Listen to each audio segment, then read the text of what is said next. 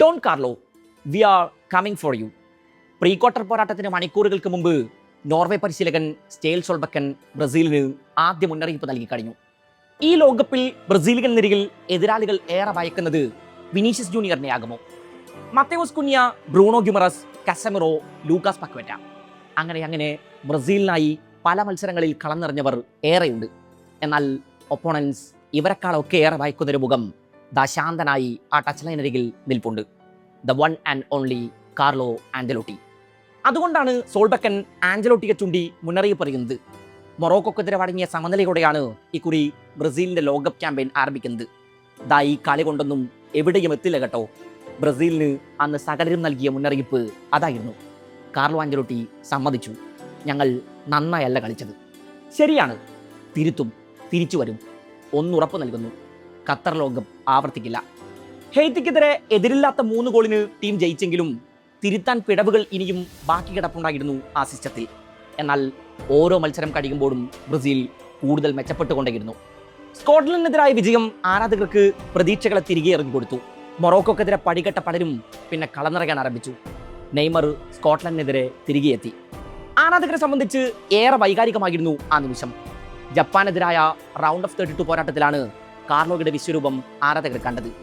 ആദ്യ പകുതിയിൽ ജപ്പാൻ ബ്രസീലിന്റെ മുൾമുനയിൽ നിർത്തിയപ്പോൾ ഈ ക്യാമ്പയിൻ ഇവിടെ അവസാനിക്കുന്നുവെന്ന് തീർപ്പ് കൽപ്പിച്ചവരാണ് പലരും. ഡോൺ കാർലോയെ അവർ അണ്ടർ എസ്റ്റിമേറ്റ് ചെയ്ത് കളഞ്ഞു. ആ മത്സരത്തിന്റെ രണ്ടാം പകുതി ബ്രസീലിൻ്റെത് മാത്രമായിരുന്നു.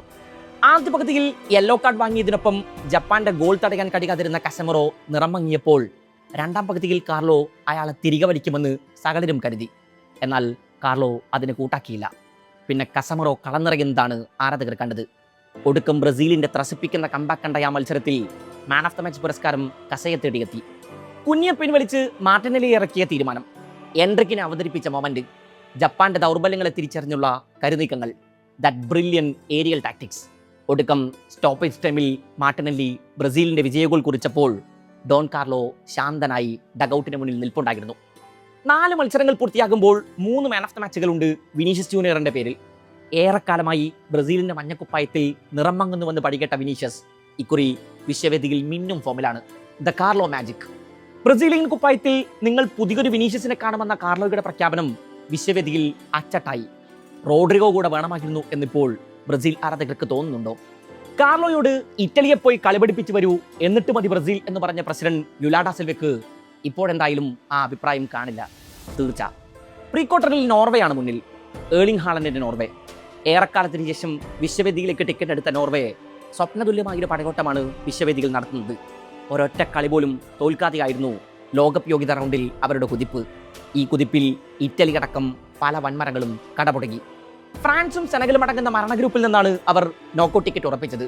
ഗ്രൂപ്പിലെ അവസാന മത്സരത്തിൽ ഹാലൻഡ് എംബാപ്പെ പോരിനായി ആരാധകർ കാത്തിരുന്നു. എന്നാൽ സോൾബക്കന്റെ തീരുമാനം മറ്റൊന്നായിരുന്നു. നോക്കൌട്ട് ഉറപ്പിച്ചു നിൽക്കെ അയാൾ തൻ്റെ ടീമിൽ വലിയ മാറ്റങ്ങളുമായാണ് ഇറങ്ങിയത്.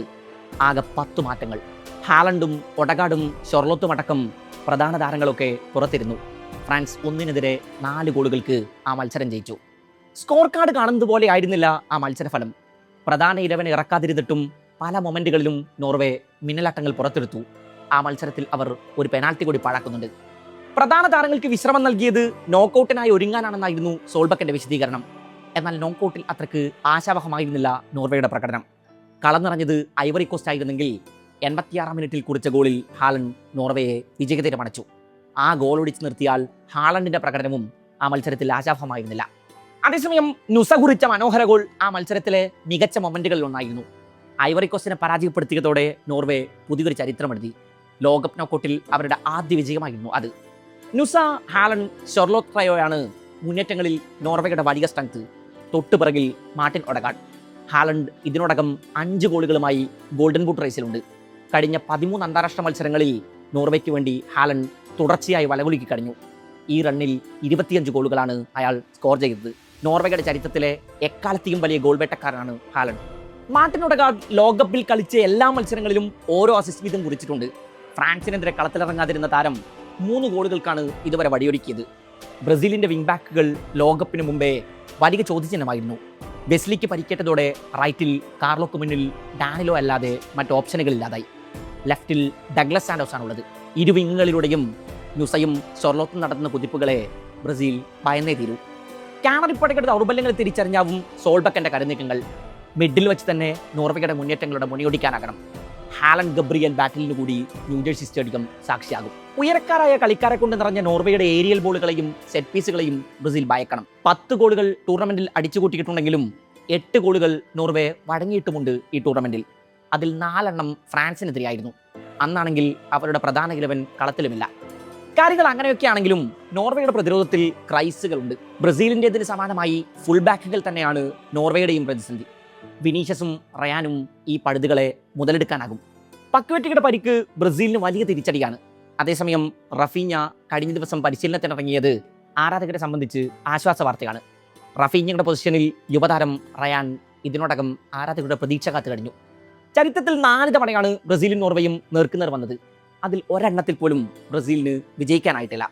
അതേസമയം 21ാം നൂറ്റാണ്ടിൽ ഇതുവരെ ഇരു ടീമുകളും പരസ്പരം ഏറ്റുമുട്ടിയിട്ടില്ല. ലോകകപ്പ് പ്രീ ക്വാർട്ടറിൽ ബ്രസീലിന് വലിയ റെക്കോർഡുകളാണുള്ളത്. കളിച്ച 10 മത്സരങ്ങളിൽ 9ലും അവർ വിജയിച്ചിട്ടുണ്ട്. ഒറ്റത്തവണയാണ് പരാജയപ്പെട്ടത്. സോൾബക്കൻ്റെ വെല്ലുവിളി കാർലോ ഏറ്റെടുത്ത് കഴിഞ്ഞു. ന്യൂജേഴ്സിയിൽ എന്താവും അയാൾ നോർവേക്കായി കരുതി വെക്കുന്നത്? കാത്തിരുന്നു കാണാം.